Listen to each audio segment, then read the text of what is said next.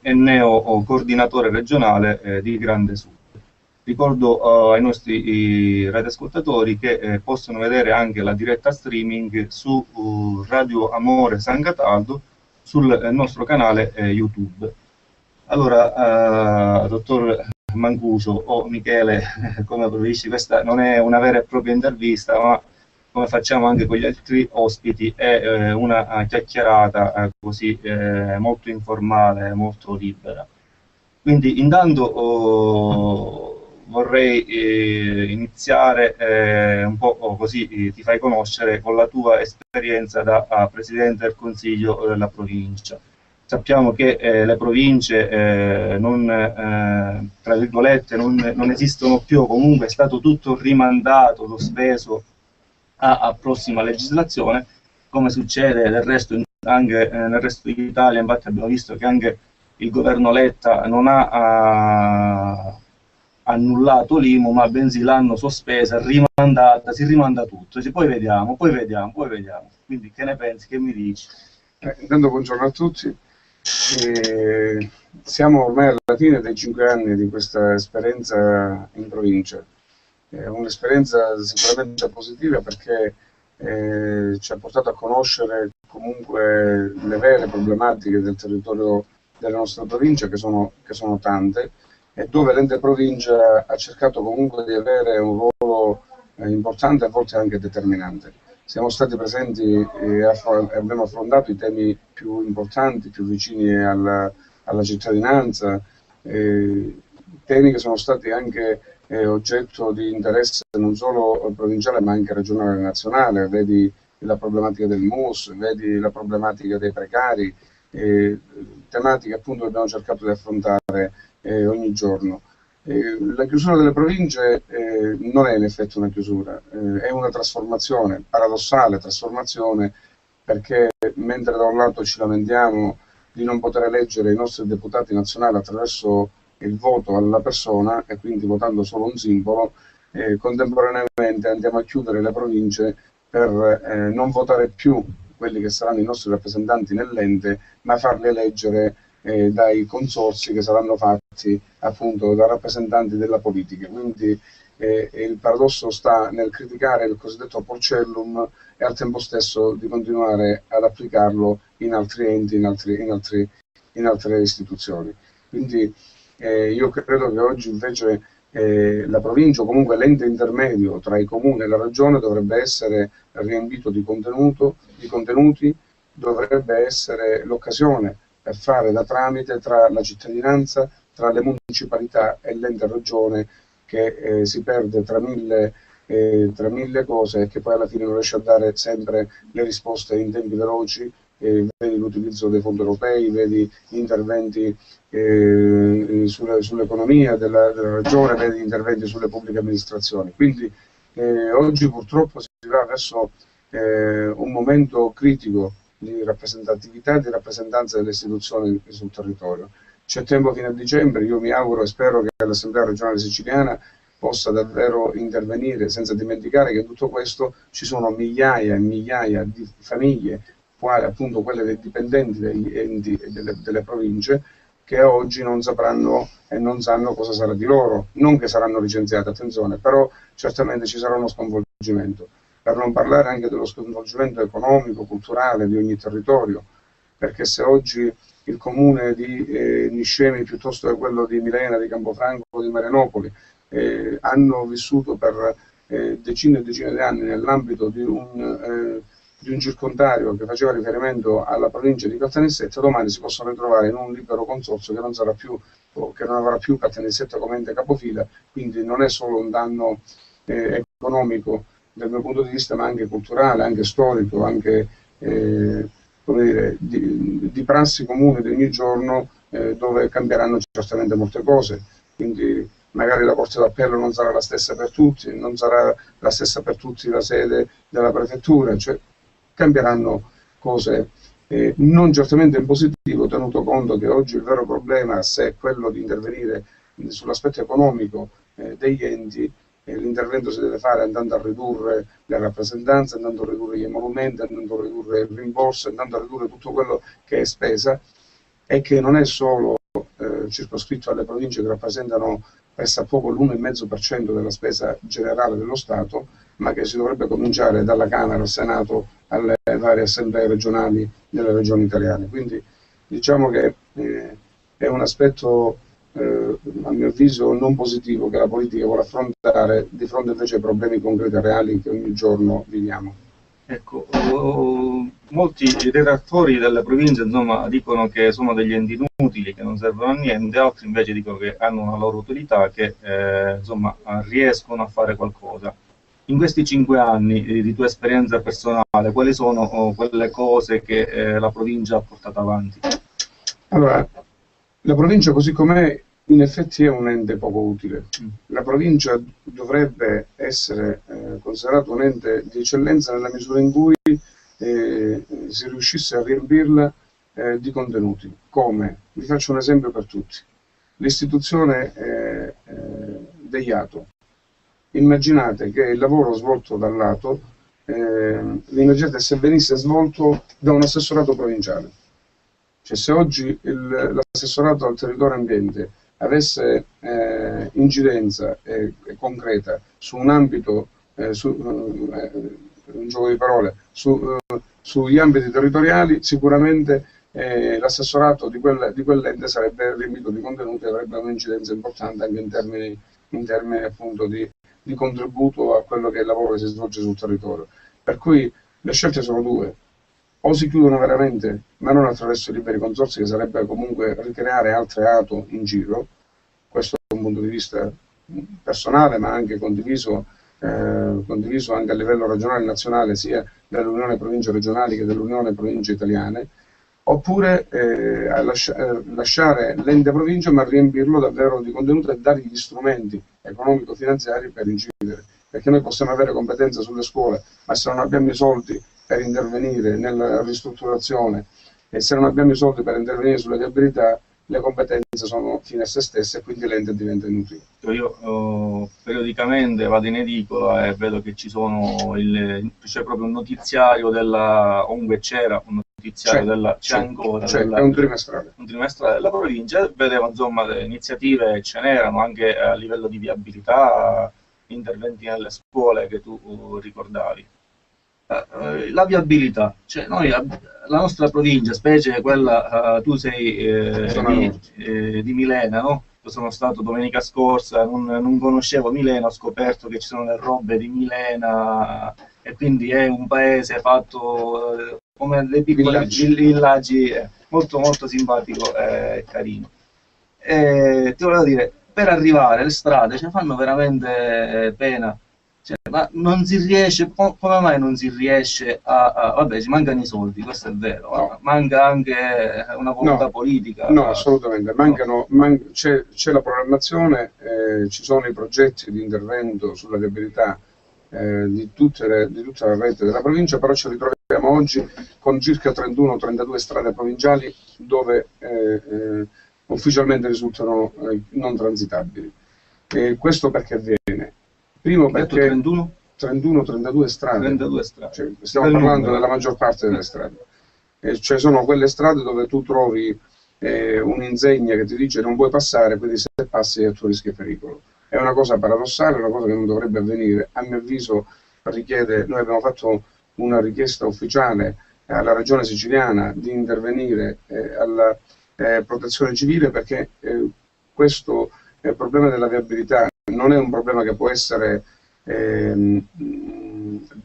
risolto dalla provincia, perché è un problema dove servono veramente interventi strutturali con finanziamenti pazzeschi, e io direi anche non pazzeschi, perché si riesca appunto a fare almeno quel minimo indispensabile di manutenzione.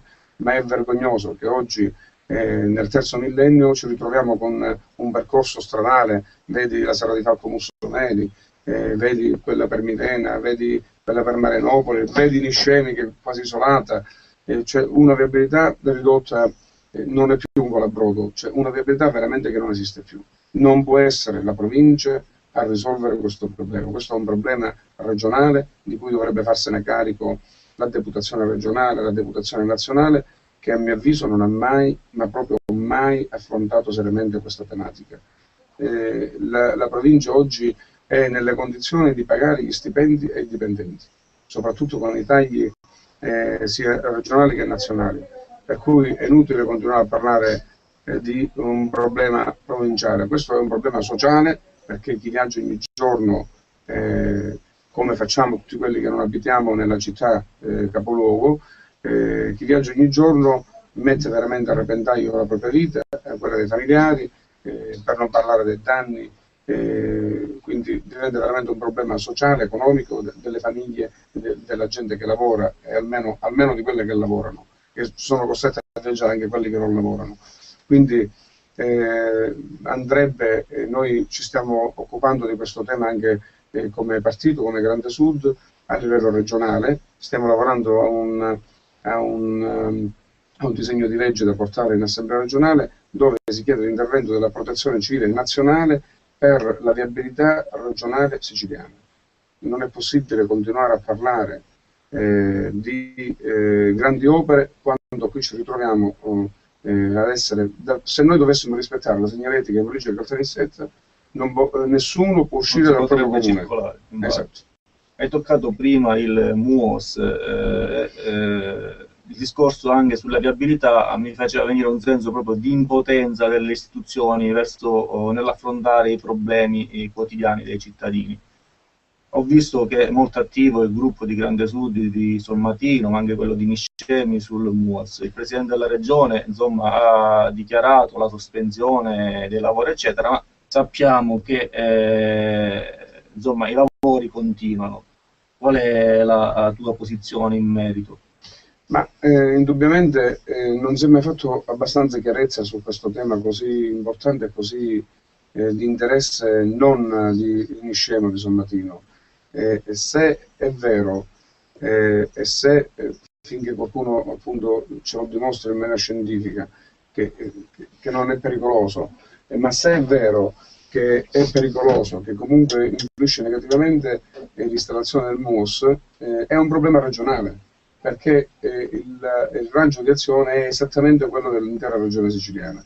Quindi da questo punto di vista io devo dire apprezzo molto l'intervento del Presidente della Regione, dove in temi di questo tipo ovviamente si prescinde dai colori politici, perché di interesse collettivo bisogna avere l'onestà intellettuale di ammettere quando si hanno interventi positivi o meno su determinate tematiche appunto di interesse generale.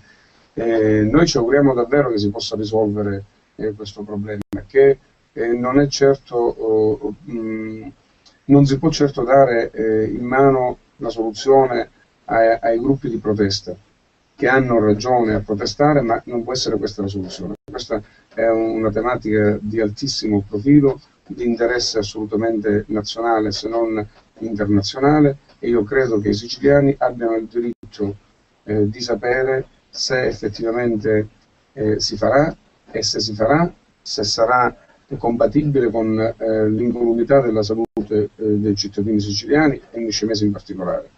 Queste sono delle domande che ogni giorno quelli che ci impegniamo nelle istituzioni, nella politica e i cittadini comuni si fanno, ma non si può certo continuare a rinviare solo per fare scoop giornalistici. Oggi bisogna dare risposte concrete. Se si fa, perché si fa e che cosa provoca; se non si fa, quali saranno appunto le conseguenze, in questo caso io mi auguro appunto positive. Per cui io ti dico che noi come Consiglio Provinciale a Caltanissetta siamo stati i primi nell'ottobre, se non sbaglio, settembre-ottobre 2009 a fare un Consiglio Provinciale straordinario proprio a Niscemi su questa tematica, ma non perché volevamo strumentalizzare l'evento, quanto perché allarmati appunto dallo stesso. Oggi si tocca con mano che ci sono stati dei progressi e al tempo stesso dei passi indietro. Certo non si può continuare ancora a stare a leggere delle denunce, degli arresti di mamme e di padri di famiglia che costretti a protestare non trovano però nelle istituzioni il giusto riscontro. Bisognerebbe, è doveroso da questo punto di vista, che le istituzioni possano definitivamente dire come stanno effettivamente le cose. Ci sono anche dei filmati che girano su internet con delle immagini abbastanza forti. Ne ho visto uno dove c'era una mamma incinta, insomma, che protestava e l'hanno presa di forza, le forze dell'ordine, spostata per fare passare insomma, i mezzi che trasportano l'attrezzatura per montare il MUOS. Comunque, cambiamo discorso. Tempo fa, questo è insomma un mio personale cavallo di battaglia, che tutti gli ospiti comunque che hanno una rilevanza così regionale e nazionale, a cui ho demandato la fatica di un impegno. Vediamo se ti trovo propenso, anche se poi mi dicono che nessuno poi dà delle risposte certe sull'argomento. Che cos'è? Tu lo conosci perché quando io ho fatto questo intervento sulla Sicilia mi hai chiamato, insomma hai apprezzato la cosa. Sto parlando del metano. Noi abbiamo due gasdotti, metanodotti che passano dalla nostra regione senza che nessuno paghi niente, perché si parlava tempo fa di una tassa sul tubo, eccetera. Invece, come poi ha detto Padre Enrico, non se ne è fatto un tubo. Alla fine dico, a Gela, noi in provincia abbiamo un solo distributore di metano per autotrazione che si trova a Gela. Dico, ma è così difficile portare questo benedetto metano anche a Caltanissetta? Parliamo per autotrazione, quindi per automobili, insomma, per le aziende, eccetera. Allora, io come coordinatore regionale di Grande Sud, uno dei primi punti che abbiamo affrontato con i deputati regionali del gruppo e con i senatori del nostro partito è stato quello degli idrocarburi in generale, dove tra queste cose ci siamo ritrovati a sottoscrivere un emendamento presentato da altri partiti, ma lo abbiamo fatto ben volentieri, appunto perché coincideva con quella che è la nostra volontà, che adesso spero in maniera veloce di poter raccontare, che era quella di raddoppiare le royalty sull'estrazione di idrocarburi in Sicilia. Allora, il problema oggi siciliano è davvero paradossale, perché se noi andiamo in Basilicata, dove si produce, si estrae, quindi si produce e si raffina benzina, l'abitante della Basilicata ha una card attraverso la quale quando arriva al rifornimento ha un risparmio del 30-40%. Questo non lo sapevo. Domanda: perché la Sicilia, che produce il 45% dell'intera raffina della benzina prodotta e raffinata nel territorio nazionale, non ha diritto a questo sconto sugli idrocarburi? La domanda che io, da persona impegnata nelle istituzioni e nella politica, mi faccio è una: ma davvero la classe politica siciliana non ha capito che oggi l'economia di questa regione è in ginocchio, oppure fa finta di non capirla? La riduzione del 30% di idrocarburi, ti faccio un esempio pratico, nel famoso padroncino proprietario di uno o di due mezzi di trasporto industriale, significherebbe un risparmio di circa 60-70 mila euro l'anno in gasolio. 60-70 mila euro l'anno a quel padroncino evitano o il fallimento o comunque il licenziamento di 2 persone. Allora, immaginiamo tutto questo fatto e prodotto veramente per un anno. Significherebbe che noi andremmo a produrre in Sicilia tanta di quella ricchezza e di quell'occupazione che oggi è veramente inimmaginabile. Quindi, per tornare al tema del metano, noi che siamo una regione, dico, c'è l'interesse assolutamente sì, di chi detiene il monopolio del petrolio a evitare. No, oggi l'interesse non deve essere chi detiene il monopolio del petrolio. Oggi l'interesse deve essere quello di dare alle imprese sul territorio regionale, al comparto industriale sul territorio regionale, ossigeno. Perché se oggi lavora e va bene l'impresa, lavora e va bene la famiglia. Oggi il problema vero è quello non solo del giovane che non trova lavoro, il problema grave è quello del non giovane che perde il lavoro. Perché il giovane a 20 anni, a 25 anni che non trova lavoro può avere la speranza di trovarlo fra 5 anni, ma la persona a 45-50 anni che perde lavoro non ha più speranza di ritrovarlo.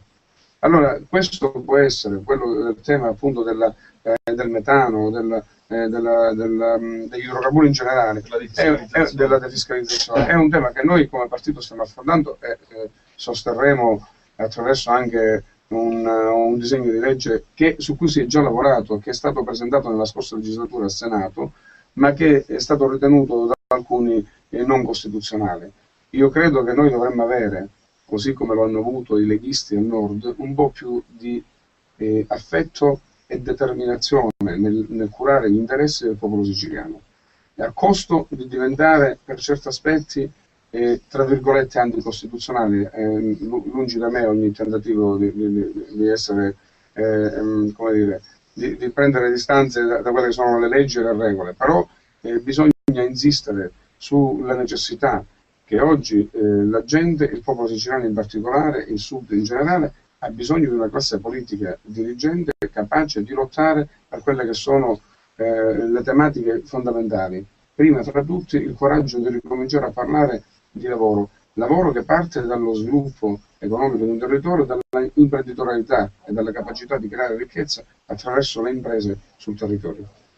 A proposito di lavoro, insomma, di sviluppo e di imprese, mi ricordo che durante la campagna elettorale delle scorse regionali, il candidato alla presidenza del tuo partito, Gianfranco Miccichè, parlava di un disegno di legge che consentisse, insomma, alle imprese di lavorare senza tutte queste autorizzazioni di cui ha bisogno per montare dei pannelli fotovoltaici. Ci vogliono non so quante autorizzazioni, cioè 25 autorizzazioni diverse, e quindi fare in modo di ottenere, io so la legge, per cui il mio tecnico, i miei tecnici sanno le leggi, costruisco secondo quello che dice la legge, dopodiché deve essere lo Stato a venirmi a controllare che io ho agito nella maniera corretta. Era questo in sintesi. Non lo so, dall'autorizzazione al controllo. Guarda, oggi questo argomento diventa per noi di Grande Sud vera attualità, ma proprio vera attualità. Perché dico questo? Perché forse senza volerlo, o comunque non è stato certamente un caso, oggi l'onorevole Gianfranco Miccichè si ritrova a ricoprire il ruolo di sottosegretario alla funzione pubblica e alla semplificazione, cioè gli viene assegnato proprio quel ruolo che richiama esattamente quello che è stato il cavallo di battaglia, che è il cavallo di battaglia o tra i più importanti di Grande Sud, di Gianfranco Miccichè, diciamo, in Sicilia, ma in generale in tutto il Sud Italia. Perché la proposta vuole essere quella di eliminare tutte quelle pastoie burocratiche che portano ad affossare ogni progettualità. Hai fatto l'esempio del pannello fotovoltaico, ma non è un esempio indifferente anche nella sostanza, perché basta pensare che appunto per l'installazione di un impianto servono 26-27 autorizzazioni, quando invece basterebbe passare a una fase successiva, cioè non quella delle autorizzazioni ma quella del controllo, e farlo attraverso le 4-5 autorizzazioni veramente fondamentali. Questo porterebbe a un'educazione diversa della cittadinanza e dell'utenza, perché se io ti autorizzo, tu puoi costruire la tua casa, però tu la devi costruire attraverso i parametri che sono previsti per legge. Se tu puoi costruire a 300 metri dalla battigia e puoi fare 100 metri quadrati, non hai bisogno di aspettare un anno l'ufficio tecnico e tutti si crea una rendita di posizione di burocrati che si crea loro, in ogni, non lo diciamo, non lo diciamo. Possono esistere, ma non è detto che esistano, perché c'è una burocrazia anche onesta, trasparente, quindi non possiamo fare tutto nel buon fascio, ma certamente oggi la necessità è quella di snellire, è quella di non fare stancare la gente, perché già è difficile venire ad investire con le cose semplici. Immaginiamoci per come stanno oggi, come sono messe oggi le cose. Per cui cosa propone l'ipotesi di legge? Che oggi ovviamente l'onorevole Miccichè porterà avanti e sarà cavallo di battaglia in questi, ci auguriamo, anni di governo, perché ovviamente diventa un punto fondamentale tra tutti. Tu devi poter costruire quella casa, devi poter rispettare quelle. Se non le rispetti, sarò io dopo nel controllo a prendere atto che non le hai rispettate, e sarai tu a incorrere nelle giuste sanzioni che ci saranno. ma andare a bloccare prima un'attività di impresa, andare a bloccare prima un giovane che vuole creare e che vuole essere produttivo, andare a bloccare anche un privato che vuole con sacrifici. Abbiamo fatto l'esempio della casa, possiamo fare esempi in qualunque settore produttivo, ovviamente in generale. Quello significa davvero danneggiare l'economia delle famiglie italiane, per cui questo cavallo di battaglia che oggi paradossalmente, senza volerlo, si ritrova ad essere anche strumento principale dell'attività del sottosegretario alla funzione pubblica, diventa per noi ovviamente un motivo in più per continuare a portare avanti questo punto. Assieme a quello che compete anche la funzione pubblica dei precari.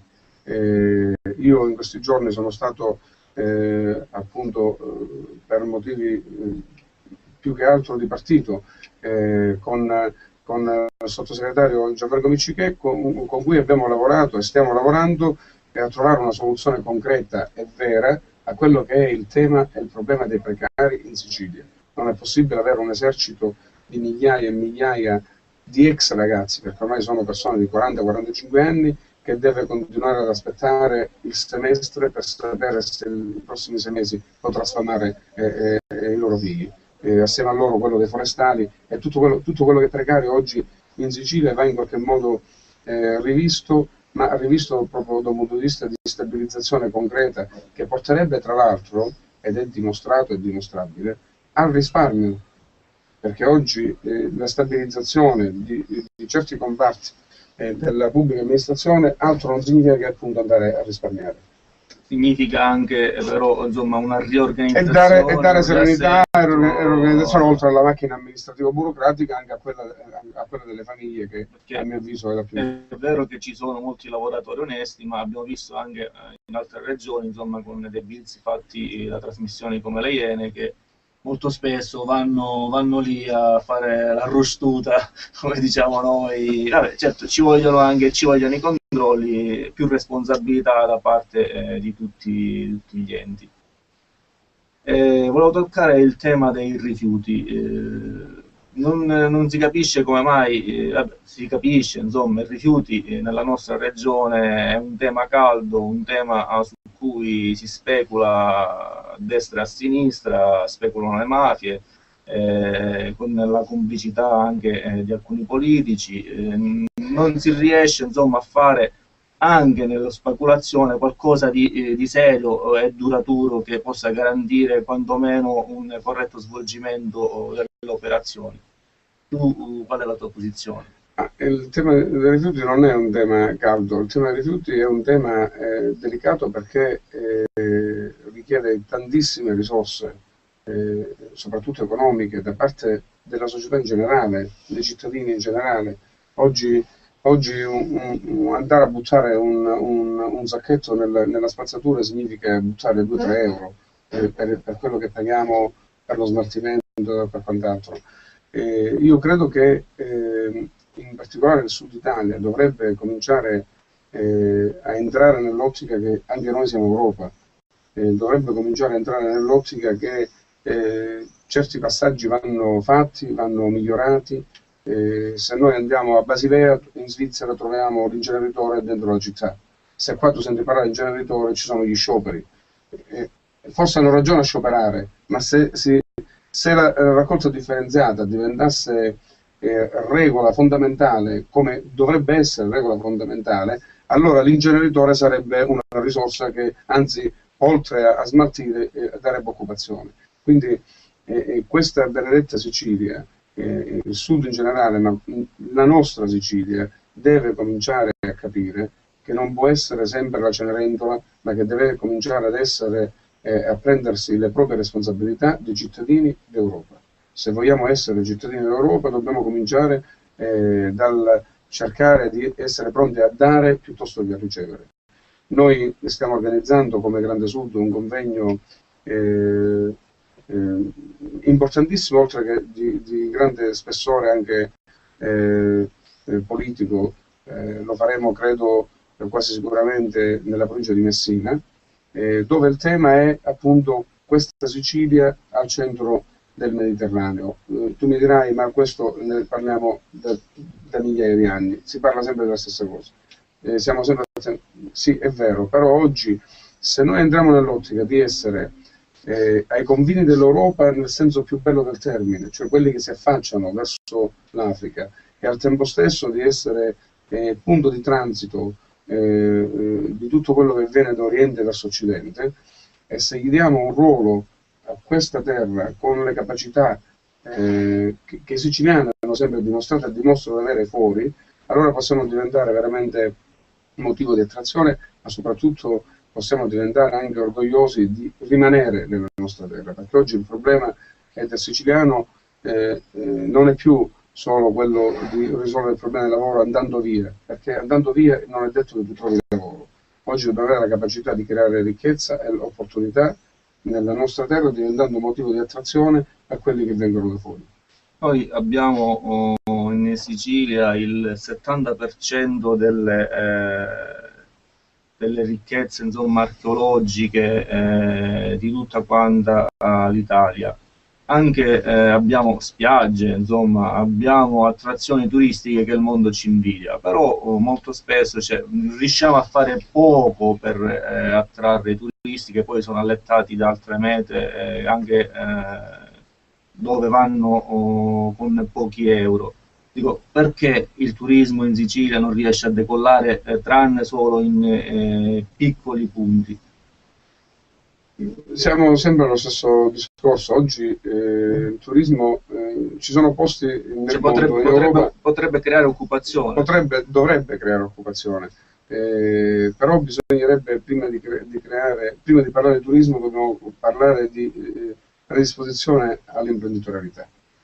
Oggi gli operatori del settore, che devono essere certamente predisposti a portare avanti un ragionamento finalizzato appunto all'incremento turistico, alla crescita, devono trovare anche nelle istituzioni certezza e punti fermi.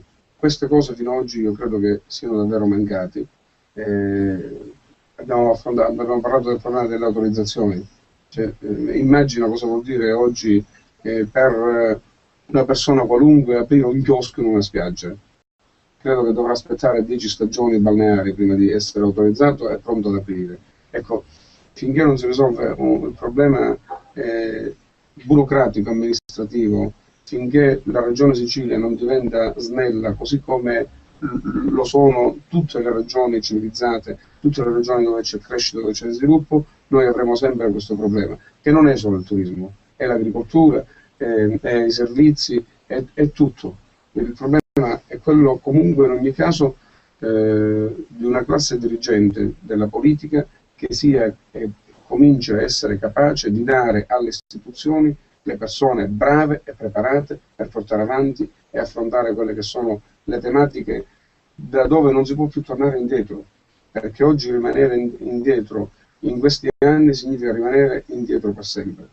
Io credo che perché è l'ultimo treno che abbiamo con l'Europa, è l'ultimo treno con l'Europa, ma è anche l'ultima chance, perché oggi si ha una velocità che non è più quella di 20 anni fa, di 30 anni fa, per cui essere competitivi ed essere bravi in questo momento significa farcela. Non essere bravi significa essere affossati per sempre. Io credo che la classe dirigente veramente oggi diventa fondamentale non cavalcare le proteste, perché è facile affacciarsi in un balcone, in un palco e dire le cose che non funzionano. Oggi bisogna cominciare a capire come far funzionare le cose.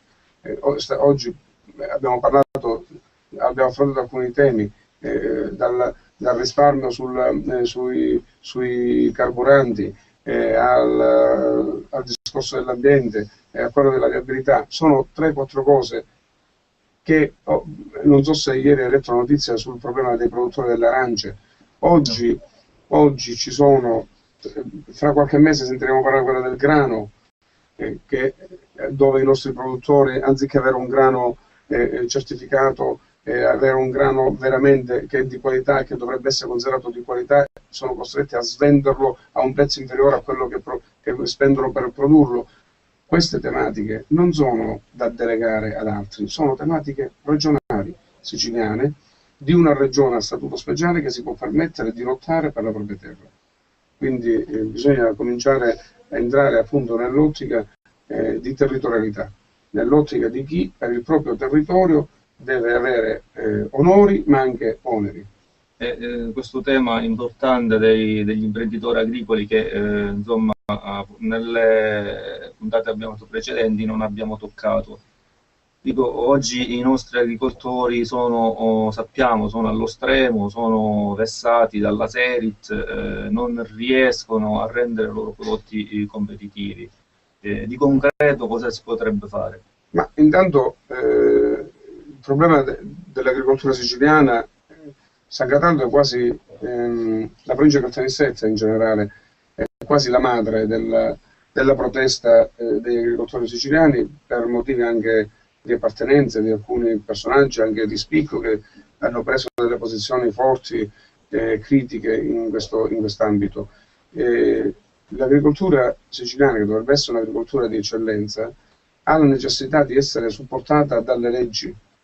L'agricoltore oggi non può essere costretto a rovinarsi per avere un finanziamento di una banca. Il problema delle banche che oggi non abbiamo affrontato è un problema serio, che non è solo nisseno o regionale. Oggi la banca dovrebbe essere, o meglio era nell'immaginario collettivo, quell'istituto capace di garantirti sia quanto risparmi, sia quanto hai bisogno. Una funzione sociale. Una funzione sociale della banca. In questo i crediti, le banche di credito cooperativo in particolare sono nate con questa funzione. Io mi auguro che si possa davvero ripristinare questa funzione, perché oggi la necessità dell'economia, abbiamo parlato di agricoltura, ma non è solo di questo comparto in generale, è quella di poter trovare negli istituti di credito un sostegno, non una rovina. Cioè, questo tema che noi stiamo affrontando anche come partito, quello di un incontro programmato con delle rappresentanze, appunto, in particolare ne abbiamo parlato proprio in questi giorni con gli istituti di credito cooperativo, con le rappresentanze ovviamente regionali degli istituti di credito cooperativo, è un tema attualissimo, perché pone in condizioni critiche chiunque si affaccia al mondo dell'economia. Immaginate un giovane, un ragazzo o una ragazza che oggi decida di aprire un'attività. Gli viene l'infarto prima. La prima domanda che gli fanno è se sei bancabile. Essere bancabile significa, se ti servono 10.000 euro, devi avere 10.000 euro in banca. Ma se io ho 10.000 euro in banca, per quale motivo dovrei andare a chiedere 10.000 euro? Allora, questo non vuol dire che chi ha bisogno non deve dare garanzie, perché se non dà garanzie poi va a fine che fallisce la banca. Quindi è anche giusto che quell'istituto, a maggior ragione perché è privato, è frutto di sacrifici, debba essere preservato e conservato. Ma certamente lo Stato dovrebbe e deve poter intervenire per garantire che il giovane, il meno giovane che oggi voglia fare e portare avanti attività di impresa, trovi, se non altro, almeno un alleato.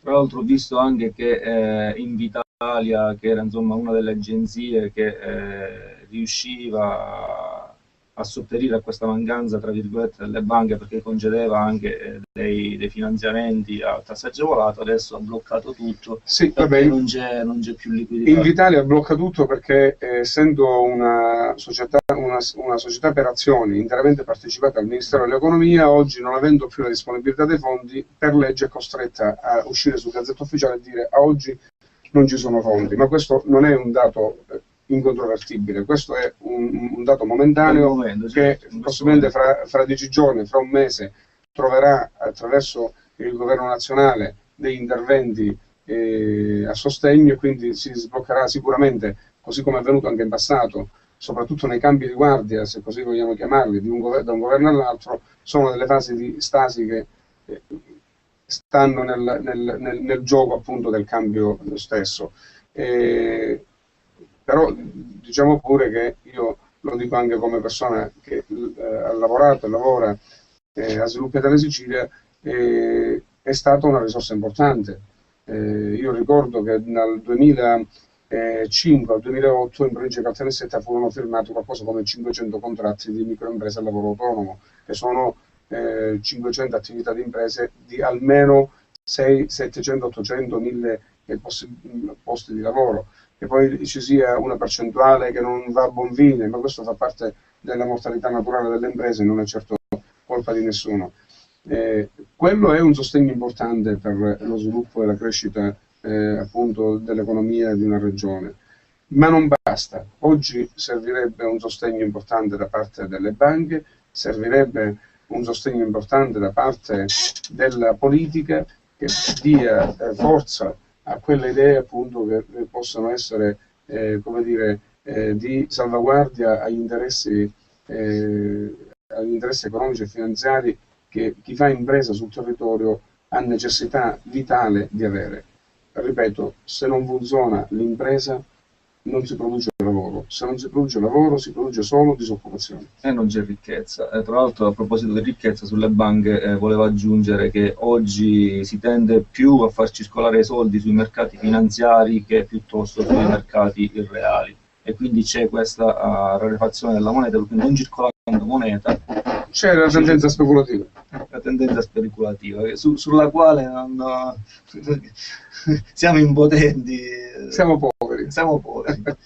Va bene, ci abbiamo quasi alla fine. Non so, c'era qualche argomento che volevi toccare in maniera particolare o penso abbiamo...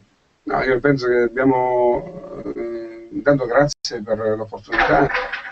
Poi questa è una radio anche che vive in un ambiente, tra virgolette, me lo dico in senso affettuoso e positivo, caritatevole, nell'ambito appunto di una parrocchia, quindi veramente un ambiente assolutamente propositivo. Oggi la Chiesa in generale, grazie anche a questo miracolo di Papa Francesco, ha un ruolo veramente fondamentale nella società, nelle famiglie, credo in ogni casa di ognuno di noi. Per me questa è stata un'opportunità, io spero, mi auguro che si possa ripetere. Il mio interesse oggi nella politica è quello di poter contribuire affinché possa trovare soddisfazione quella che è stata la mia scelta di vita, cioè quella di vivere in questa terra. Io vivo in questa terra, ci vivo con la mia famiglia, voglio rimanerci, voglio tanto che possano anche i miei figli rimanerci. So che è difficilissimo, ma è una scommessa su cui dobbiamo puntarci e alla quale dobbiamo crederci veramente, perché credo che non ci sia terra più bella e migliore della Sicilia. Manca il lavoro, ma deve essere l'impegno di tutti a crearne le condizioni nel tempo e soprattutto l'educazione anche intellettuale a essere propositivi e costruttivi in questa direzione. Prima di chiudere, velocissimo, un giudizio tuo sia sul governo nazionale che su quello regionale.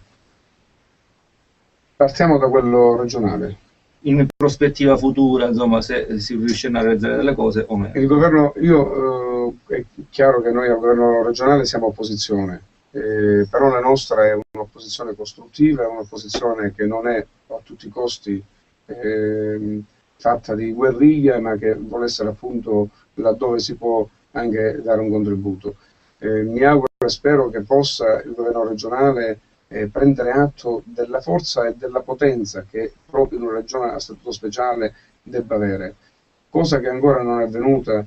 Vedi quello che si è verificato in questi giorni con una finanziaria che ha trovato alla fine spallo ovunque, che non ha certo risollevato le sorti di nessuno. Abbiamo già parlato della famigerata tabella H. Mi riferivo anche a quella, quindi questa è la dimostrazione che purtroppo si stava meglio quando si stava peggio, come si suole dire. Io credo che il governo regionale oggi debba partire da uno stato vero delle cose, che è quello di affrontare problematiche gravi come sono quelli della formazione, per esempio, di cui oggi non abbiamo parlato, ma che se ci sono cose da condannare è giusto che siano condannate e siano messe veramente al bando, però è anche vero che questo è un ambito dove ci sono migliaia di famiglie che non possono oggi ritrovarsi a 50 anni e forse più in mezzo a una strada perché altri hanno fatto funzionare male le cose.